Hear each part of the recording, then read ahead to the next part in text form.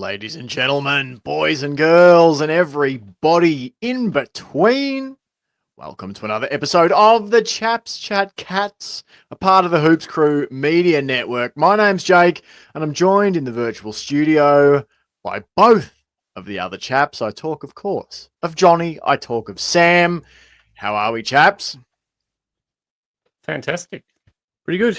Pretty good. I've just realised I've got small head syndrome here. I haven't set up my camera properly, and I'm looking like the the tiny man of the equation. Or it actually is John the big man of the situation. John's actually that's what it is. John's just done a power move here.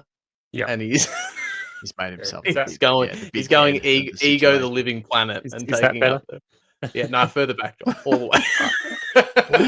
Keep going. I'll go off John, you could actually go into the other room. That would be fantastic. If John goes any further back, he'll look like the Beetlejuice shrunken head people. Yeah. We need a filter to do a whole episode like that.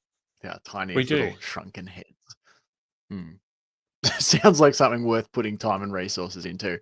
On tonight's podcast, lot to get to on this episode, and I feel like I need to lay it out because there were people asking questions of like, where's this? Where's that? So this is how it'll run. Tonight, we're going to be talking about Geelong and Brisbane, recapping round 3, all our thoughts on that. That'll take about 45 minutes to an hour. That's the public show. That's what you'll get if you're listening on YouTube or Spotify for free.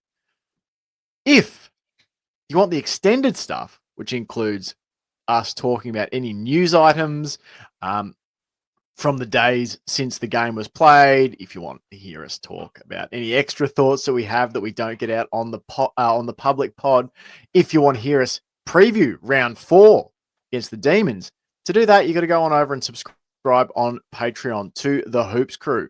We're trying to hit 50 Patreon subscribers before the end of the season. We're at 35 and flying, chaps. So thank you to the people who have jumped on this week. Love having you over there. Hope you're enjoying the extra stuff, the bonus stuff, the VFL coverage, which I'll be dropping again on Thursday morning this week. So yes, go on over and do that. So that's what we're chatting tonight, chaps. And of course, it wouldn't be possible to do the public show without the support of our glorious Media Network sponsor. The Hoops Crew Media Network is proudly sponsored by Cyril Cook Florist. Visit them at shop 1211 Leather Street in Breakwater.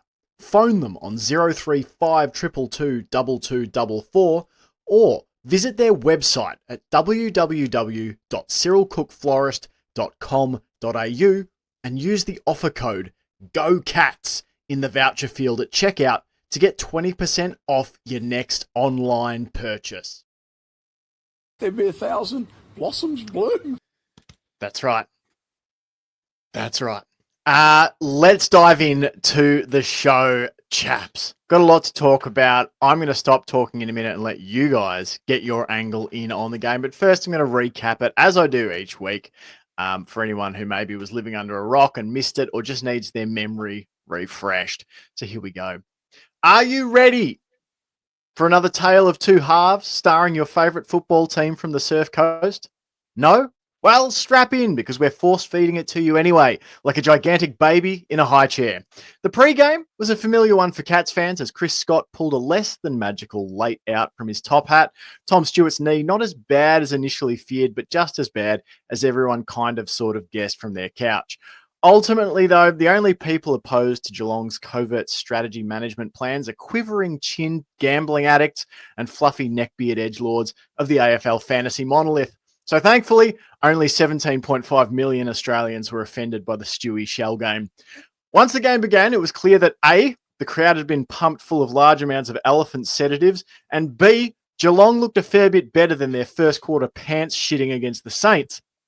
Oliver, Henry, and Oliver Dempsey meddled with Fagan's dastardly plans with the opening 2 goals of the game before answers from Charlie Cameron and Cam Rayner brought things back to parity. But Jezza Cameron extended the Cats' lead out again just before the first break. As a side note, Do the Brisbane Lions exclusively choose songs from 80s and 90s crowd pleaser compilations for their post-goal music? Do the Brisbane Lions simply exist in a cultural air pocket of 80s and 90s nostalgia where horses marauds unchecked on the airwaves and Sweet Caroline holds us hostage in our homes? Did stadium music peak 3 decades ago? Do modern day songmakers simply not have the ability to move the meat in the seats like they once did? I don't know. I just miss rattling bog. Geelong owned the second quarter as Brisbane continued to suffer the after effects of Gatorade bottles laced with CIA PSYOP levels of hallucinogens. Blickstarves, Dangerfield, Holmes and Close slid home saucy majors as Geelong's lead engorged itself out to 32 points nearing the main break. A late Will Ashcroft goal fashioned itself as a salmon swimming against Geelong's stream, but the halftime break saw the Lions go to rehab, find God, apologise to their parents, begin volunteering at a shelter, and approach their second half football with the sort of precision one might expect from a reigning premier. Geelong, meanwhile, might have sipped out of the laced Gatorade buckets. The third quarter Cats simply had no answers as the home team piled on 7 scoring shots to none. The visitors fumbled and frittered away a 4-goal lead as they chased disembodied voices in the car park and clutched for marks with potato cakes for hands. Patrick Dangerfield, employing his body on the night as a medieval battering ram with no regard for his own physical or metaphysical safety, actually dabbed the Cats' bloodied noses back in front early in the final term. But a trio of goals from Bailey, Zorko and Berry caused us all to vomit violently into our couch cushions and snatch the match away in totality. A late major for 14-year-old midfielder Jai Clark served only to narrow the margin of defeat for the Cats. Where do we start to pick this apart? Sambo, we'll go to you first this evening.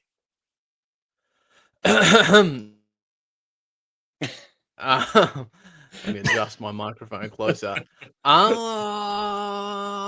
Mildly more disappointed with this game than the St Kilda game. Maybe counterintuitively, because you would think we should beat St Kilda. Maybe it's okay to lose to the reigning premiers.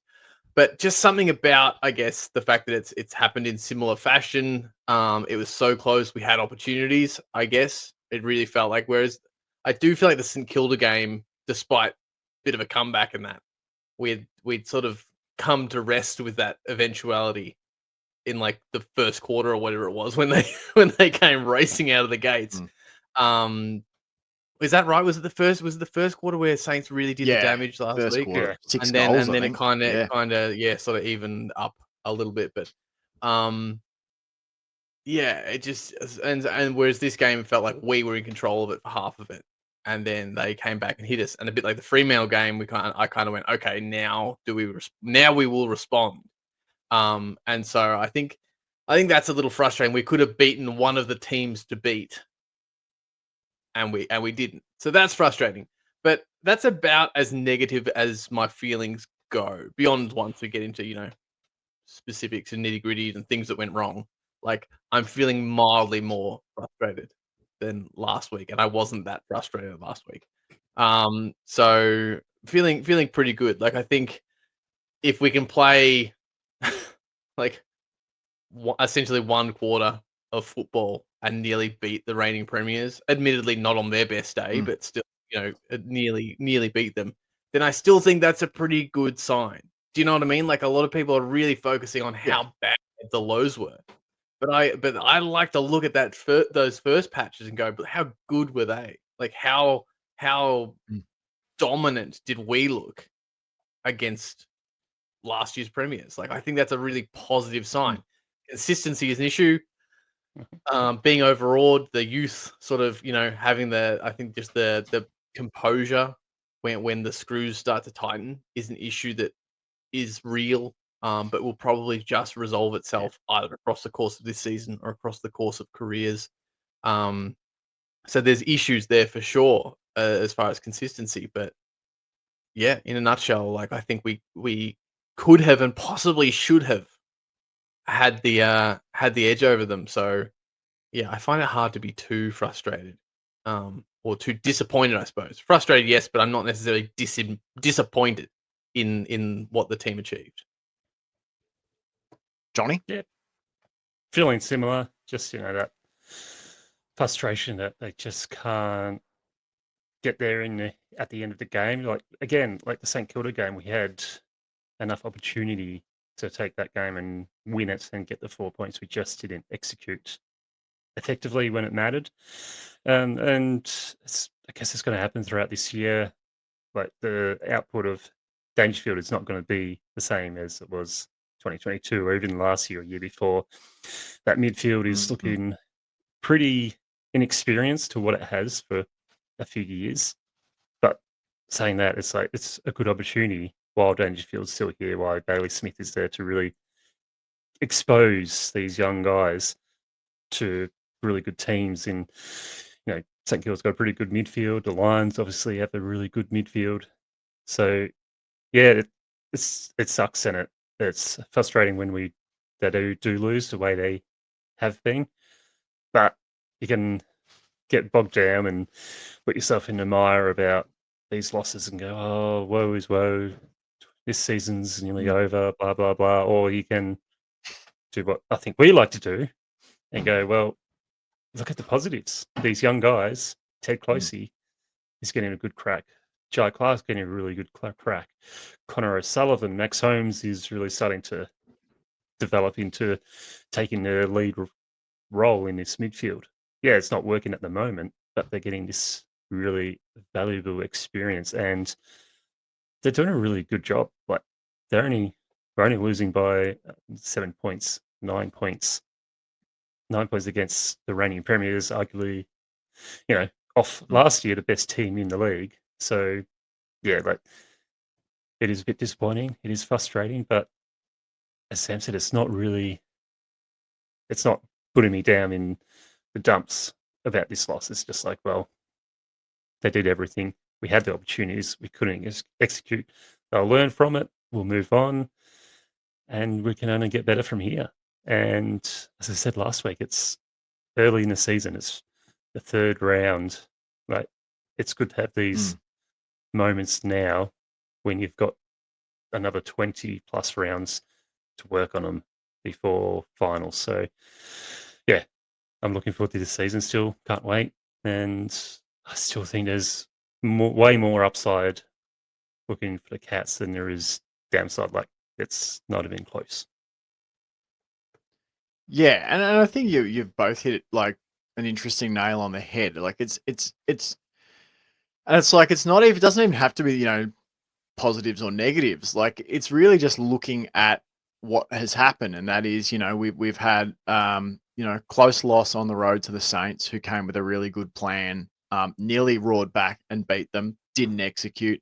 The next week we roar in, have a great first half, still got some key players out, and I understand that every team does, but we're familiar with the Cats, so we know the impact of them. Stewart being out is massive. Collar Jasny being out is also fairly massive, I think.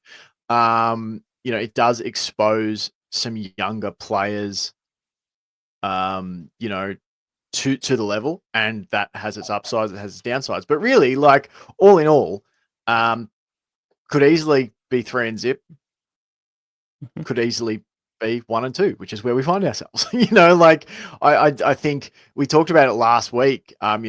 Which teams deserve to win and all this nonsense about, oh, we lost, but we actually deserve to win. It's like, well, if you lose, you lose. And if you win, you win. I think something that I thought was interesting, and interested to know your thoughts on it, just the contrast of halves. Like that first half, Geelong, we were 48-16 up near half time. We'd had 4 unanswered goals during the second quarter.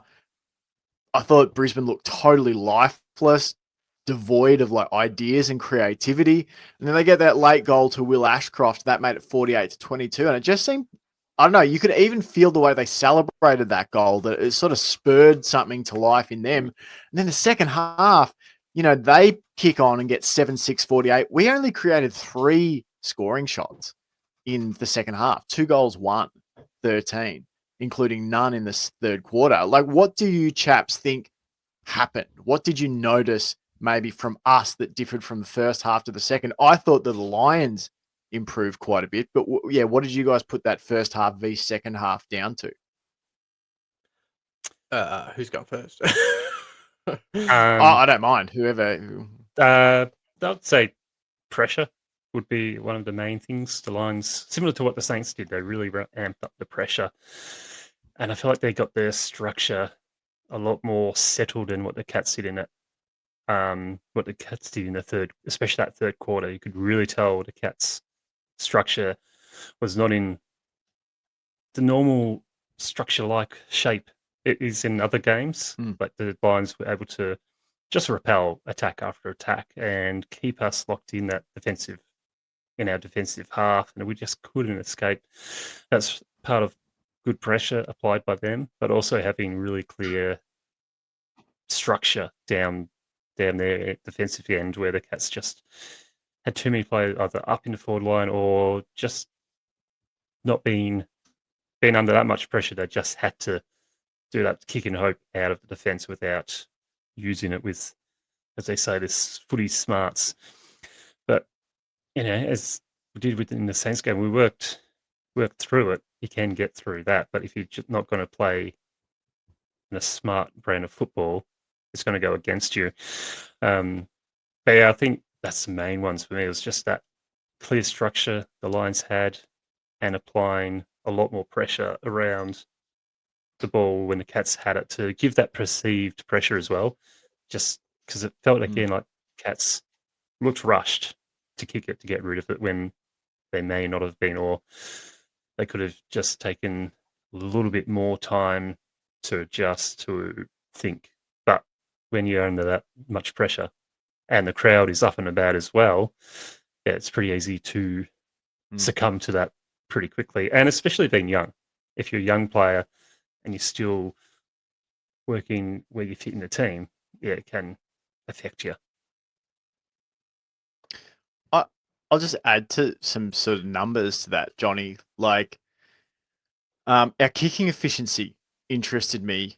Obviously, we've got a couple of people really low. Ollie Dempsey, 28.6%. Bailey Smith, 22.2%. Jai Clark, 42.9%. Dangerfield, 46%. Brian Myers, 46%. But the ones that stick out to me, maybe I'm just trying to pull up the Freo game to compare, but Lawson Humphreys, 54.5% kicking efficiency, had 4 turnovers. You had Zach Guthrie, 60% kicking efficiency, which is not terrible, but he had 6 turnovers. I felt like there were a lot of times we were cutting our own heads off, Sambo, like trying to exit back 50. And as Johnny said, there was the pressure factor where we just kept bombing it. That third quarter felt like it was, when you're in a supermarket or generally actually an op shop. They've got a CD that's got a scratch and you just keep hearing I Will Survive on repeat the first 90 seconds. Then it skips back. Like Geelong were just stuck in this loop of, okay, we're under pressure in our back line again. Let's bomb it to the near side wing. Oh, Harris Andrews has marked again, or it's brought to ground and they're coming back at us. Let's bomb it again. I don't know. I just thought there were a few uncharacteristic things and from some normally fairly cool customers. But does that match up with what you saw? Do you agree with Johnny? Re the pressure, structure, etc.? Yeah, for sure. I mean, there's a lot to unpack in there. Lawson Humphreys one, like I don't know if I'm out of out of turn here, but he had 7 and 7 contested versus uncontested possessions. I'd have to guess that he's probably used to having like a 75-25 split where 75% of his disposals are uncontested. That would be my guess. His bread and butter is probably like an intercept possession and then like a mark and a kick, or even like, breaking off wide out of the 50, receiving that kickoff from Henry, Stewart, Guthrie, and to be able to get that kick that really, like, it's the second kick, but it's really the first kick that moves that transition from backline out. That's to my eye. I have no stats to back it up. But that's how I feel like you seem. Okay, go back me up or disprove me. 2024, in his 11 games, he had 126 uncontested possessions to 48. So what's that off the top of my head? Nearly 2/3. So pretty close to your 70 whatever percent. This year in his games, he had 15 and 5. So that is 75% literally against Fremantle. Against St Kilda, he had 15 and 7. So yes, this is the first time this year. And I would say, looking back at his career so far, this is one of the very few times that he's had a 50-50 split of contested v uncontested. Yeah, and so that's I'm not like shitting on him in any way. I just think he's No, of course. that's explained. Being under pressure explains why your efficiency is going to go down, even when you are ridiculously gifted as he is. And also Stewie being out, I think he's being called into positions like he was involved in some pretty heavy one-on-ones, like both ways, where he was like having to like get in amongst it, or he was getting, tackled. And I was like, I just don't think I've seen him in this position very much, having to like take a second effort or like dispose of the ball in a less than optimal setting. Like where he's really, because he's usually so good at either being uncontested or like kind of breezing through a little bit before he kicks it. So that was the thing that I was going to point out about him specifically, is that I don't think he necessarily had a bad game, but I think he was in some situations that are unfamiliar to him, and I think his experience showed through just a couple of times where you went, oh, that's that's unlike him. But it's because it's an unlike him situation. As far as like the efficiency and the pressure going forward, it's really weird how our efficiency was so high in the wet weather. Now I know we're a team that can play pretty well in the wet weather, but I still don't feel like our efficiency should have been as good as it was early in the game. Like that to me was disproportionate, how well we were controlling the ball in slick conditions. And then it dried up and Brisbane got better. That's it to be expected. But we got worse. We got much, much worse with our efficiency once everything dried up, which again, like I think to a degree, it's to be expected for Brisbane to get better and like to even it up. But for us to get that much worse, you have to then go back to John's point. It has to be the pressure. The pressure. Brisbane got better. Brisbane got momentum. They got confidence. So they're executing at a higher level, which is keeping them buoyed, giving them more motivation to chase and tackle and pressure. And now we're trying to do what we do in slightly different conditions under immense amounts of pressure, and it showed through. So I think disposal efficiency on its own is one stat to look at, but sort of like what you were saying, Jake, like what players are getting the disposal efficiency, the poorer disposal efficiency is, I think, worth looking at. I think Dangerfield, as we've discussed, is operating at a different level for the team. Like what he's going to do, the volume that he's going to be able to bring to a game is less than it was. And not to hang anything on the superstar, because I still think he stood up in some moments. But when your volume is lower, it would be great if his efficiency could go up. if he's going to have 3 shots on goal as a forward, because he's been playing predominantly up forward, if he's going to do that, if he could have 3 shots on goal, I'd love if he could be kicking 2 of them every day. Well, he did on the night. Oh, every day. Yeah. I'm with you. And I would be loving if he could, like his disposal efficiency could just be like, I don't want to be 100%. I don't even want to be like 80%. But if you could push it into the high 60s, 70s, just because like I think 55.6 is an okay Dangerfield disposal efficiency. When he was getting 35 touches or something, when he was getting 30, 31 touches, because the sheer volume of those disposals that are then helping us is so much bigger. And the other ones, I guess, I was just going to point out was Humphreys, which you've already said. Oliver Dempsey is another one who you're just kind of used to being a freak, and he got the fumbles a couple of times.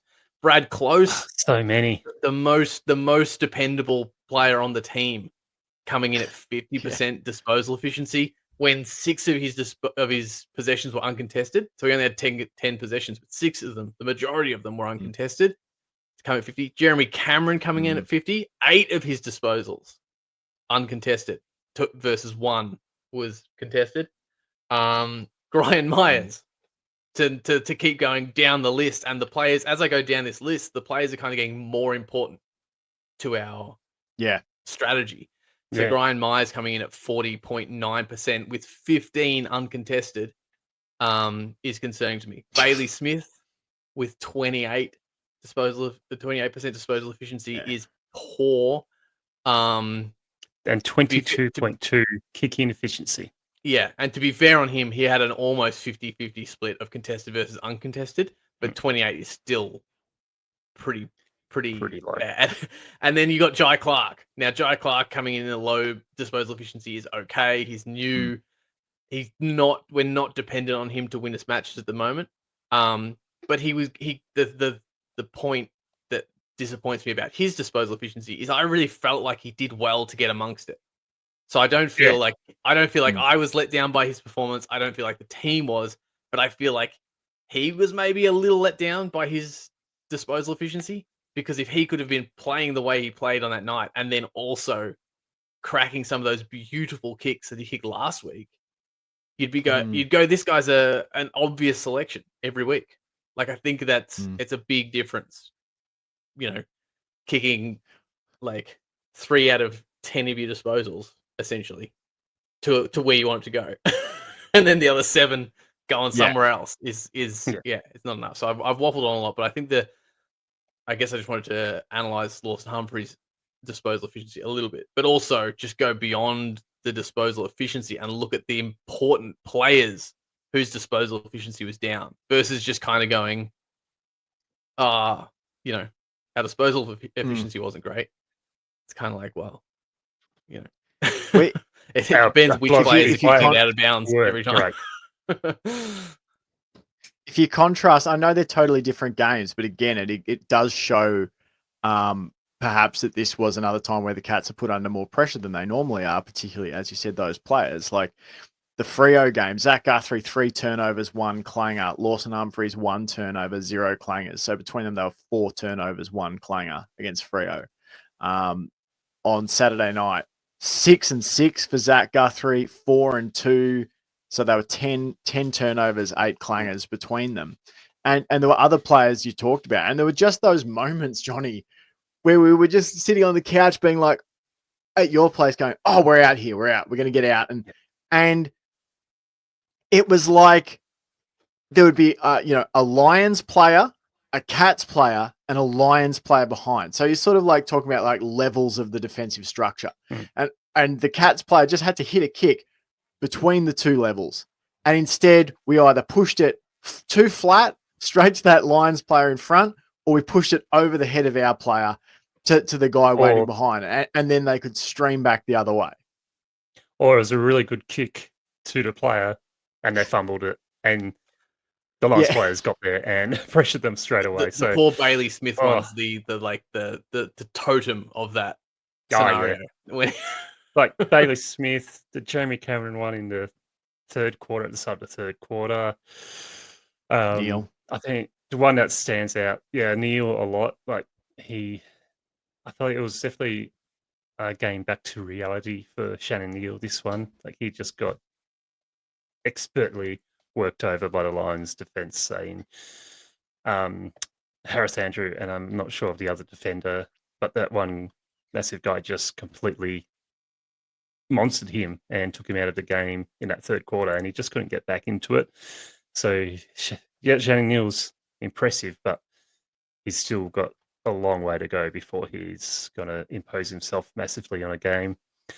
But the one moment that sort of summed up the Cats' night and still has me shake my head is, I think it was in the last quarter. We were going inside 50. Brian Myers was running inside 50 by himself, arms out, easy hit up target, and I can't remember who the player was who kicked it. But instead of going to the easy pass to Brian Myers directly in front, they went towards this goal square to Ollie Henry, who had 2 lines on him, and they were able to spoil, move out of defense, and kick a goal. It's like, it's just those moments. It's like, did they not see him, or were they just thinking, if we get it into goal square, then we've got more chance of getting a goal? And then it's like, just hit up that easy player who's on his own by himself. And I guess that's pressure brought on by the Lions, or just a bit of going, oh shit, I've got to get this in quick. We don't have much time left when there's still plenty of time on the clock, and that could have been a pivotal moment. But yeah, as you said, Jake, just those moments where we had so many chances to break open the Lions, and it was either off a poor kick or they just fumbled it at the worst possible time, or they fumbled it, got it back, and then got tackled instantly and just weren't able to. They got tackled and paid a free kick against. But also the attack is another one I was thinking of. The attack on the ball was not at the right level that the Lions were. You could really tell the Lions wanted the ball a lot more. They were getting better positions than the Cats. And I think the game last week. That there is key for sure. Yeah. Sorry, you go on. And I was thinking it didn't remind me of the Saints game last week, because I feel like in the Saints game there was more moments where the Saints were just got pretty lucky with a bounce of the ball was just going their way.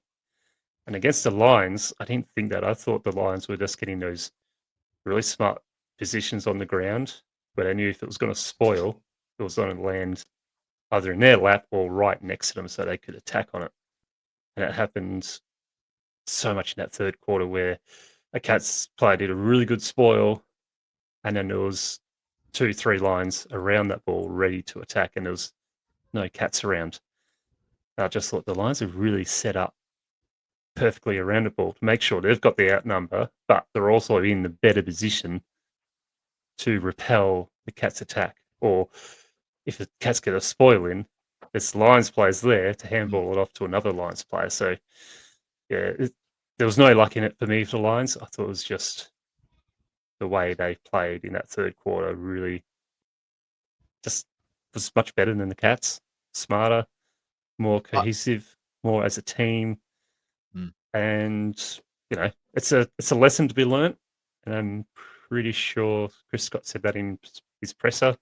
I haven't listened to the presser because Sam listens to them, and I'll let Sam talk about that later on. But I'm pretty sure I saw a headline where Chris Scott did say lots of lessons to be learnt, and I've got a feeling he's not too happy with how they lost either. But yeah, it was one of those nights. I was just going to add just on what you're saying, Johnny, like the attack on the ball.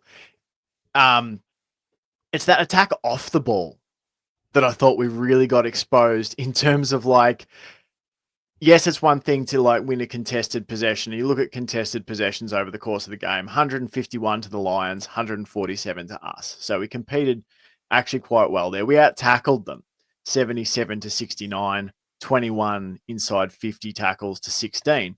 But as you were saying, it's the work to attack off the ball, the work to spread away, as you said, to good positions. Because I know it gets bandied about a lot on Twitter, that thing, and I heard you say it there, Sam, like that part's the crucial part. Like people go, oh, we didn't attack the ball. We didn't, we didn't look like we wanted it. Yeah. And it's like, I just totally disagree with that assessment almost always. Unless you're talking about like a North Melbourne or Richmond at the end of the season, they've been absolutely belted all year. And they're just like, let's just get out there and get this done one more time. I think most weeks AFL teams want it and compete. The problem was it was that smart running that you're talking about, John, to take up good position in good numbers. I definitely felt we lacked that. And linked into that, I wonder about this. Just something that stuck out to me looking at the team stats. Interchange. Geelong, 67 of 75 interchanges used. The Lions, 70 of 75. Not a massive difference. But then I had a look at time on ground stats. So obviously Mitch Nevitt only played the 19%, but then you've got Jai Clark and Ted Closey, two of your youngest mids, 65%, 67%. I don't think the Lions had a midfielder. What did they have? They had two players who had less than 70%. One was Kai Lohman, who got subbed out, and one was Bruce, is it Revel, who got subbed in. Yeah. So I just look at that and go, the Cats did not feel, obviously, that they could keep living with the Lions if they kept Clark and Closey on. They spent, outside of the sub, those two midfield players, spent the most time off the ground. So I don't know. I don't know if you've got some thoughts on all this stuff, Sam, but that just stood out to me of like when the Lions start rotating through that depth in midfield and they go, let's put Lachie Neale, move him forward for a bit to change the balance. I just don't think in this game the Cats had that depth of quality to go with them when they went. I think that was really like a lot of people are getting the boots stuck into, like even in the commentary, of why you would take Atkins off Neale when Atkins was doing the job so handily. When they moved Neale up forward, now you would, and that's why we put O'Connor onto Neale, because Atkins was doing the job on. This is how good Atkins' night was. Atkins was doing the job on Neale to a degree that I'm perfectly happy with. Neale's always going to get some, some stats and have some moments. But he was doing a bang up job on Neale, and then he was also our best midfielder, like on ball as well. And so we didn't have the depth in the midfield to take him out and shove him down the back with Neale. So you bring O'Connor. You'd much rather have O'Connor hopefully doing the work on Neale and then being able to roll forward, because he's much better, I think, at that kind of. If he does get a possession, I'd much rather O'Connor taking a halfback kind of disposal than Atkins. So I think it's a little bit harsh to act like it was a coaching cock up. It was not ideal to have to take Atkins off Neale, but I don't think we could have stayed with them even as much as we did had we then put Atkins in the back line. And obviously the offshoot is that Neale seemed to roam a bit. Like Neale did pop up all over the field. So I think he was essentially starting the bounce down back and then attempting in our back. Yeah, you're right, John. In the forward line. And then no, you're right. I put it wrong, but I'm thinking from our point of view.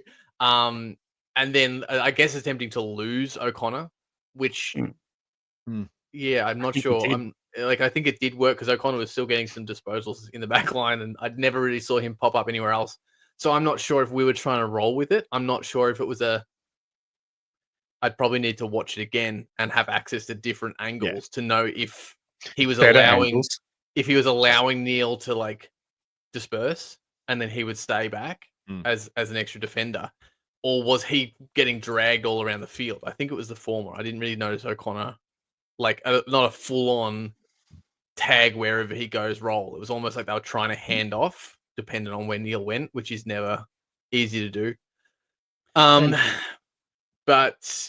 plus, you jumped in while I remember what I was meant to actually be answering.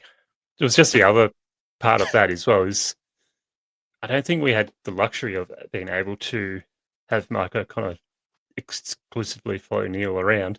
No, because there's no Tom Stewart in the back, and if Mark O'Connor's not there helping out Jack Henry and Zach Guthrie, who got a fairly young, inexperienced defence with Connor O'Sullivan playing his fourth game, and Lawson Humphreys still played less than 20 games in his career. So, I don't think the Cats would have been great if we could have tagged Neale or not, but we didn't really have the personnel just to go. It was robbing Peter to pay Paul, as they say. Yeah, and as you said on the night, Jake, it's like the Lions just have that luxury of going, this premiership midfielder is sort of a bit zonked. Let's move him into forward line and bring this other premiership midfielder into the midfield. They've got that depth to replace. And at the moment, their challenge really, not that this is an Alliance podcast, but I won't get into it too much, is their forward line probably isn't operating at peak efficiency yet because of that. They're so deep everywhere else, and they, since Danaher stepped down, they haven't really been able to. So like they're not like, if they can figure that out, they'll be able to put a lot more hurt on teams in those moments where they're up. But a lot of their goals come from their smalls and their midfielders. But there was something there was a point I was meant to be making about not the interchange. If you told me that we were going to hold them to 70 points on the night, I would have said, oh, well, Be then happy we're with going to that. win by a couple of goals. Yeah. Um, Not yeah, it was one about Lions time on player ground, kicked maybe, Sam. more than one goal. Clark, Closey, time on Yeah, ground. no, it's a the really tackling. good. Their goal kickers was a really good spread. Mm. No, I think I have completely lost whatever it was that we were going to talk about. Whatever point I was going to make. But there's more to add, but yeah, not on this particular subject. I suppose it's just one of those ones where I think I hate people using terms like pathetic and disgraceful and all that kind of stuff about a team. I won't do it about a team, and I won't do it about players. But at the same time, I'm wary of sugarcoating feedback on players because I'm so like reactionary to people going online and going, this is on you, Jeremy Cameron disappears, drop him, give him a break, give him a run in the twos, and so I can That'll be too help. far the other way. So I did want to kind of, I guess, talk about that in terms of the midfield and stuff, but the specific players. It's pretty easy to disappear when the ball's not going inside the forward 50 when you're a Yes. forward line player. Yes. And that was another little fair. point quickly about the want and the attack on the ball is the things that don't show up on the stat sheet, as far as I can tell, is how many times a second Brisbane player runs, not shepherd. It's not a shepherd. It's not a hip and shoulder. It's nothing illegal, but he just runs at the same speed as the guy with the ball at a mildly different angle to stop our defender getting to the guy with the ball. Like, that's, again, I think I don't have the bloody kilometers here, but I don't think this piss week and no effort from the Cats. If you looked at the Ks clocked from Cats players, I guarantee you it's fine. It's up there with where we expect them to be. Yeah. Probably up there with the Lions. Like, we probably ran as much, but the amount of times, like, I saw it happen a lot to Mullen. Not his fault. I'm happy with his game. I saw it happen a lot to Dempsey as well. Dempsey disappeared from the game, and it was often because he was Clark. Dempsey's strength isn't necessarily the defensive stuff, but the amount of times I saw him sprinting full kilt to try and get this guy, and there was just another Brisbane player just running next to him, not doing it like that kind of the amount of times they did that, and that's one of the specific structural things that they did that really hindered our ability to lay a tackle or to give them any kind of significant pressure. And the outnumber, because we're talking about how often they get the outnumber, and it's not just the outnumber, it's the where the outnumber is. Because oftentimes I have noticed in the last 2 seasons, oftentimes we have an outnumber, but by that I mean we've got 3 guys tackling their 1 or 2 guys. And so we've got an outnumber on top of the ball. And when it squirts out, it's now we're outnumbered. We're at the disadvantage of it. They often seem to have that player. I think they call it ahead of the ball. I've talked about this before. How in football versus European football, ahead and behind it's swapped. It's swapped. So I think technically, ahead of the ball is back defensively. Like, it feels like I should be saying behind, but that's what Brisbane seem to do. Regardless, on their defensive goal side, they would often have a player who, if Brisbane won the ball in some kind of crumbing situation off the ground, they would hand pass it straight back to him, kick it straight back to him, and then he would be able to kick laterally or over the top, whatever it was, move it on. And then conversely, if we won it, we're looking straight at a Brisbane player. So Holmes or Guthrie can't run because there's a Brisbane player standing right there, and we are forced to kick it long or at least high to get over that player that's standing there. So I think that really hampered our, because if they won it, they had the player, and if we won it, they were exactly where we would want to move it. They were exactly where Holmes would want to dash to. And so it forced us to kick a little higher.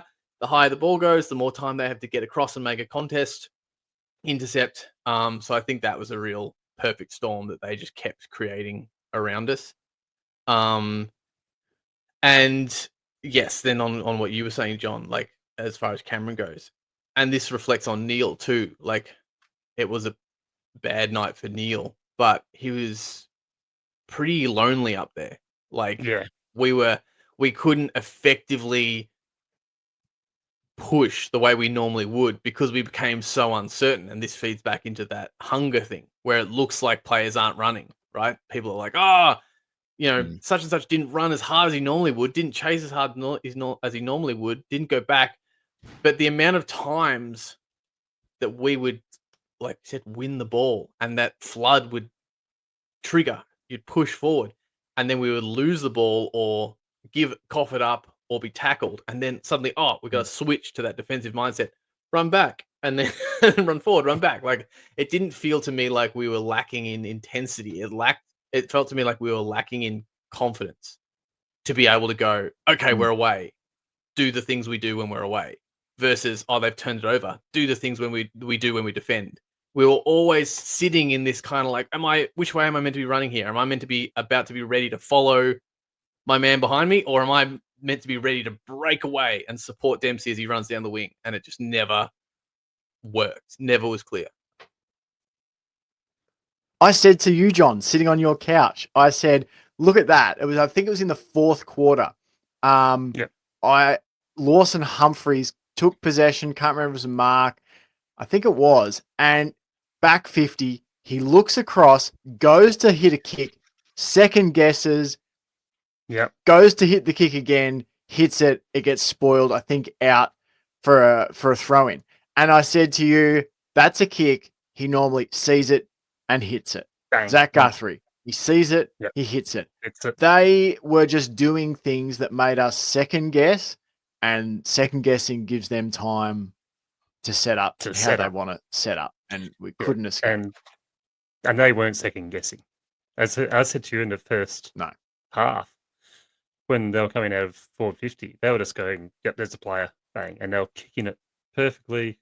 It wasn't a short kick, it was a 50-meter kick to a player on his own. And it was like, I know he's going to be there. And then it was another quick kick over the top. They were just hitting them straight away as soon as they saw them.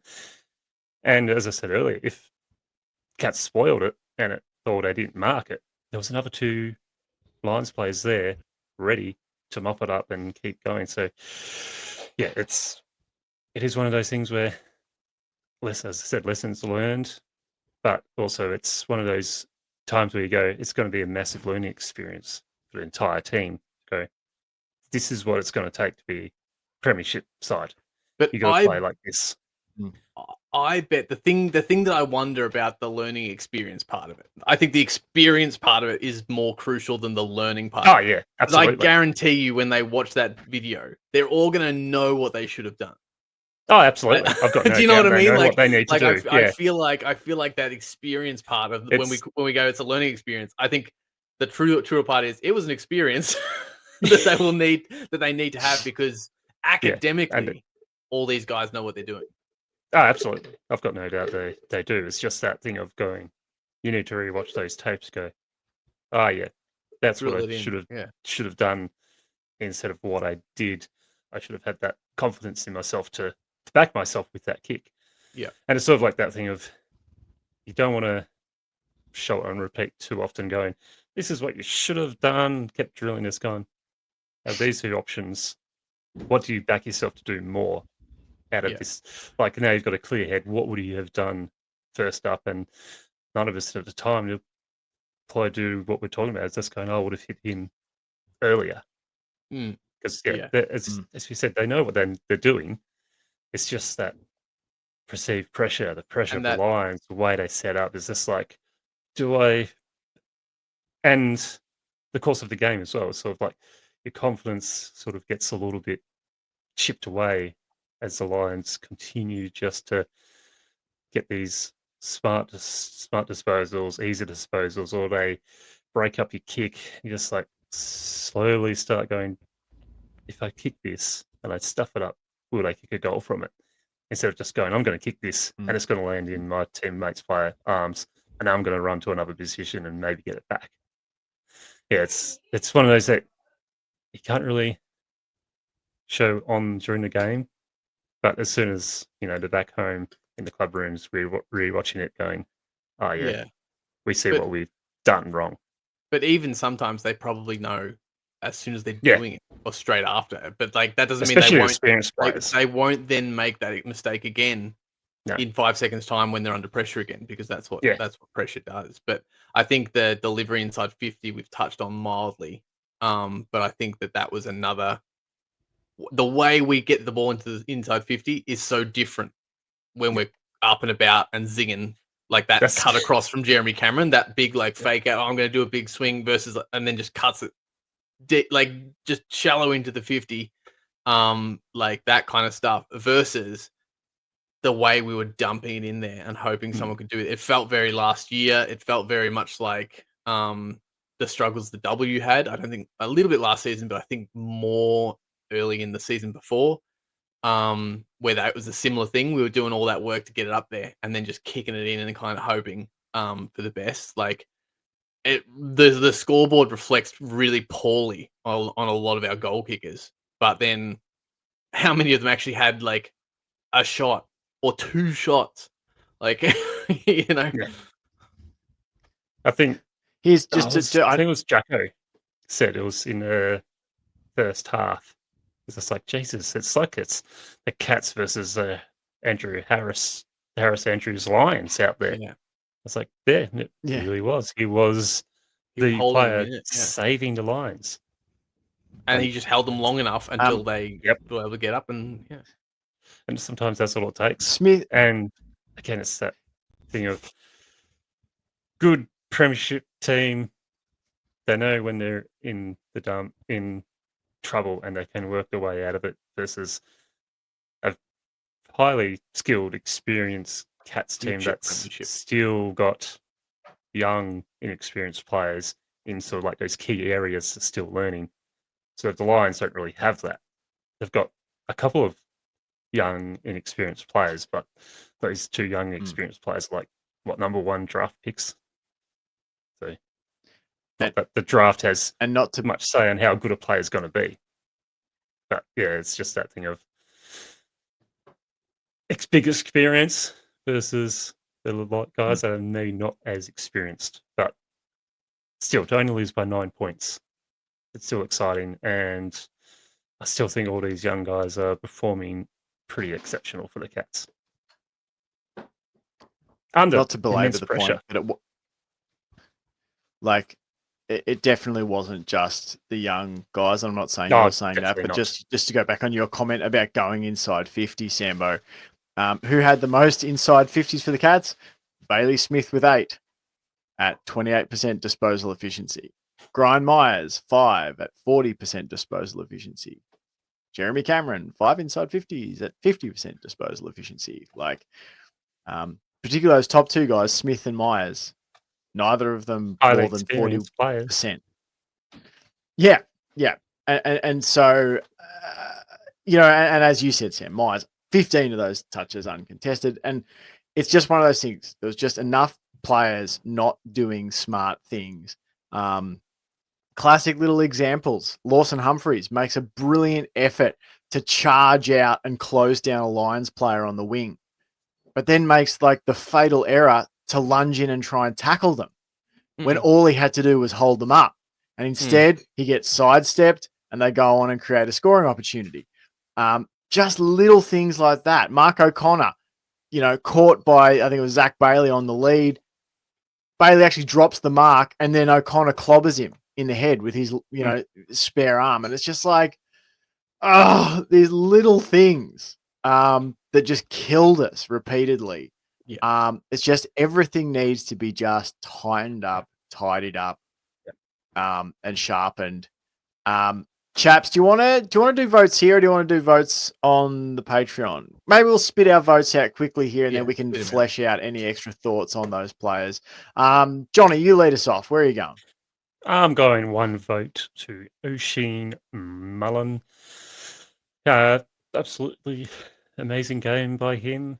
Did an outstanding job. Like his attack, his effort, his ferocity at the ball was amazing, and his speed and his willingness to push this Cats team forward was definitely one of the best on the ground. His effective disposals. He had 15 effective disposals from his 15 disposals. So he was highly effective with everything he did, which we haven't really said about him in his career yet. So this was definitely one of those almost breakout games, and hopefully he can continue on to next week. But I thought, yeah, best game I've seen him play in pretty tough conditions against reigning premiers when some other guys weren't performing at the same high standard as he was. I thought, yeah, he was a good outstanding player for the Cats. My 2 votes, Mark Blixevs, just because he's Mark Blixevs. He does everything you ask him to do, and he excels at it. Did a bit of rucking, got a few clearances, got a few tackles, had a goal, got a very important goal, just does Mark Blixevs things. And my 3 votes are going to Tom Atkins because he was just an absolute beast on the night and kept the Cats in it throughout the night. And we're fortunate to have him in this team doing what he does and not playing in the VFL team or the local Geelong team that he was. So, yeah, he was easily by far the best Cats player on the night. Like, I don't think many other players would have come close to his high standard on the night. He just needs to get a goal. Can't wait to Would have topped off. hear how many people Perfect goals. disagree with this in the comments. Sambo, where are you going with your votes? Disagree all you want. It's Stats our don't lie. It's our podcast. Speaking of stats lying, I found it really hard to figure this one out. My 1 vote could have gone like a heap of different ways. But I ended up giving it to Zach Guthrie, more or less just for moments. I felt like he had some real like clutch moments. There was that mark he took where it was behind himself. Like if you took the right freeze frame of that moment, it would look like he was doing a massive slam dunk in basketball. Like his arm was back behind himself, collecting the ball, and then like brought it down to mark it. Like, I think not statistically Guthrie's best game, but I think he was the one who. And this is how I feel about our votes. Like it's not necessarily the best player. It's not the first best player. It's not the second best player. It's not the third best player.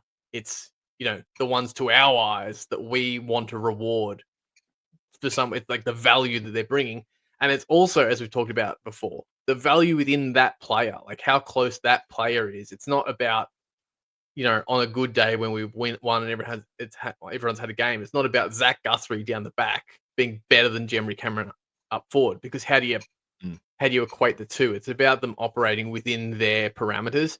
And so for me, I think Zach Guthrie couldn't have done any more. I think he was pretty much close to perfect Zach Guthrie stuff. Do no more, no less than that, and we'll be happy.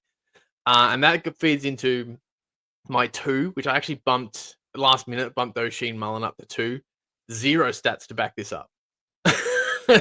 Essentially, like this is purely an eye, not 0, but this is an eyeball thing of like I just knew he was in my votes.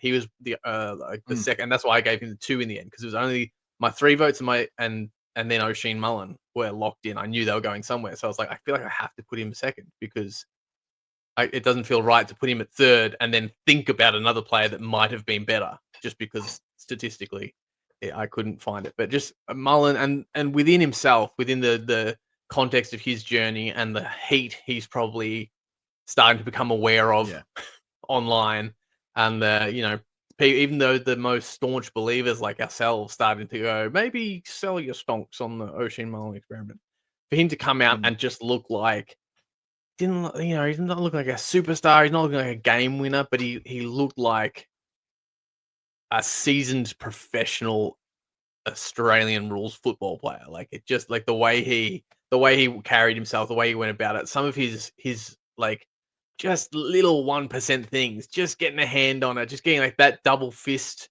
to like spoil the mark deep in the pod was just so, I think. And I know how tough that aerial stuff is. Certainly one of the things he's the weakest at, I think. So for him to come through and shine a couple of times in that scenario, I think was really important. So and seeing him be able to attack it and push the ball a couple of times was really nice too. But yeah, my 3 votes are going to Mr. 14 tackles, Tom Atkins. Just an absolute 7 beast. clearances. Did team high clearances? Yep. And second for the game in clearances. Operating at 85% plus, nearly 86% disposal efficiency off 12 contested possessions. 4 score involvements. Yeah. 4 tackles inside 50. Yeah, I thought just again, that is champagne Tom Atkins. If we're talking about not the best player on the ground, but the player that best fulfilled their obligation, I think he could do no more. You really need Max Holmes and Bailey Smith doing their things next. Yep.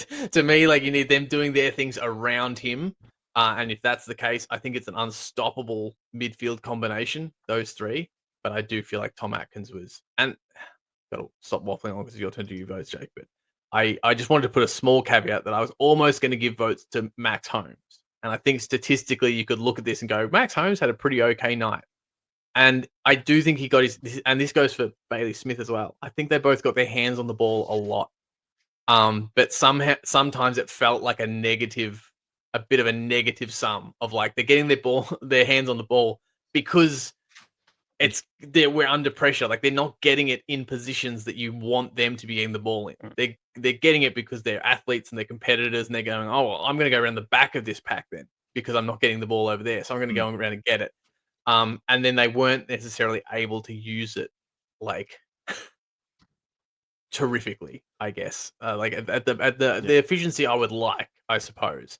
The 2 of them, they're the 2 highest meters gained players on our team. And yet they're both in the bottom half of disposal efficiency.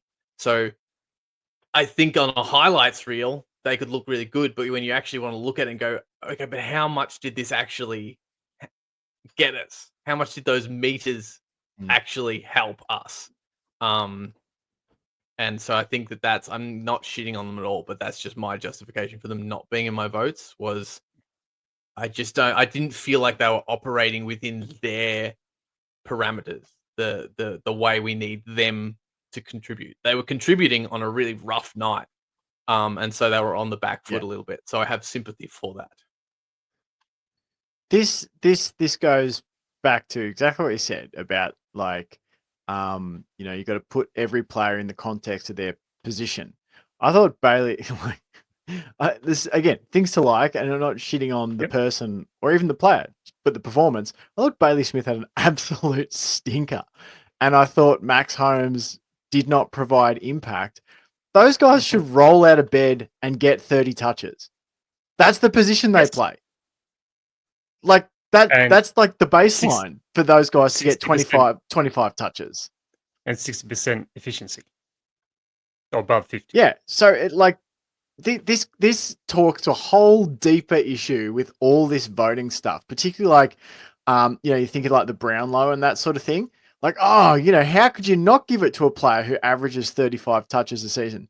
Well, there's like 12 players who average 30 or more. Or, and if you expand that a bit more, there might be 25 players. There might be a player for every team or 2 who average 25 or more and 5 clearances. Like, it's the context of the position. I thought they had that's what they should do. We should just expect Max Holmes and Bailey Smith to get 25 plus touches every week. Did you that's their feel role. like they are the ball wingers. I'll shut up and I'll save it for the Patreon. Go on. Save it. All right. Okay. With all that said, let's get into my votes. I'll try and keep it Bailey quick, Smith, except for one. Max Holmes too much. This is one more quick and vote. 3 for Max Holmes. 29 disposals. So 1 vote for O'Shane Mullen. All the reasons you guys have said. I will just add. I think this shows why you have to trust the coaching staff, because I've even been saying, I think we should put him back in the VFL for the first half of the season, and we're big O'Shane Mullen believers, but maybe Chris Scott and his coaches know that no, we're going to keep persisting. And he's going to have hard weeks and he's going to have tough weeks. But then he's going to have a week like this And he's going to now go into the game against Melbourne going, see, O'Sheen, you can do it. You can go and play against the Charlie Cameron and do all right. You can play that one-on-one battle. So, you know, maybe persisting through the hardship instead of letting him go and towel up the Northern Bull Ants or Coburg was actually what he needed. Go out there and keep playing at the top level until you get it right. So hats off to him because he was brilliant. I would say though that's the baseline now. I reckon that's what that's the baseline he needs to get to consistently. That performance, and then building on it. 2 votes I gave to Patrick Dangerfield. I had to recalibrate how I think about Dangerfield this season. I had to come to terms with the fact he's not going to have 25 touches anymore. That's not the role he plays. And when I thought about him in the context of his new role, thought he played excellently, really. I think he had 16 touches, goals. 4 clearances, some tackles, a couple of Yeah. goals. Yeah. Yeah. But 3 votes to... Yep. I was just say, and sorry to derail again, we need these young guys to get experience in the midfield and to get in there when we're in the trash. We need to get these young guys to go, this is how we get out of the dump. And we can't send Dangerfield in every time it gets a bit tough and go, he'll pull us out. We need these young guys to start doing that because who knows how long Dangerfield's got left. I would say this season and one more at the absolute maximum, if I was to guess. I would agree. I gave 3 votes also to Tom Atkins, all the reasons you guys said. Here's his stats so far this season. He's averaging 15 disposals per game. So a lot of people would look at that and go, 15 disposals for a midfielder. Also, he's averaging a tick over 12 tackles a game. He has laid 37 tackles in 3 matches. He also is averaging 5 clearances per game. He has had 30 contested possessions to just 16 uncontested. He racked up 36 pressure acts, 4 tackles inside 50 on the night. 1 single turnover for Tom Atkins on the night. His disposal efficiency was 85.7%, 4th best on the team. I thought he was absolutely exceptional. I'm sick of, if anyone is still out there going, he's not a good enough AFL player, when the pressure is on, Tom Atkins is the player for the moment. Now, he doesn't have the ceiling of a Max Holmes or a Bailey Smith. He is, as we've said before, the medium pace bowler who can hold up an end and let the strike bowlers do what they need to do. He didn't get his strike bowlers doing what they needed to do on the weekend. He held up his end of the bargain. He had his, 14 tackles and his 7 clearances. No one came to the party, but he was brilliant. And I'm just so wrapped with him. Like he's Mr. Consistent. And he just gives his absolute all every fucking week. Can I just point out that he had 12. I know we've talked about his disposal efficiency and his contested possessions, but he had 12 contested possessions and 85.7% disposal efficiency. If you look at the other players that had like decent amounts of contested possessions, like you have to go all the way down to Patrick Dangerfield.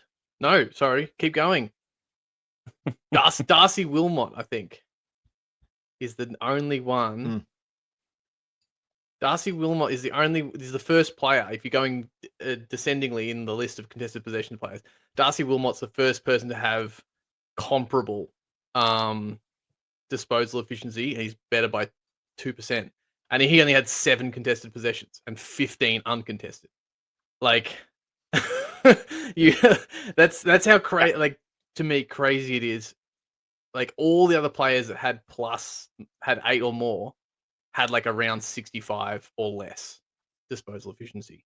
I like that's the like it's Tom Atkins doing Tom Atkins things, but I do think that disposal efficiency is a bit of a unicorn even for Tom Atkins. Like I don't think we 100%. that's crazy. That is crazy efficiency for that many. Like It and is. not contested like there's someone dragging on your shirt. It's like contested as in you've got 3 players around you and you just kicked it in the 6-inch gap between the two of them.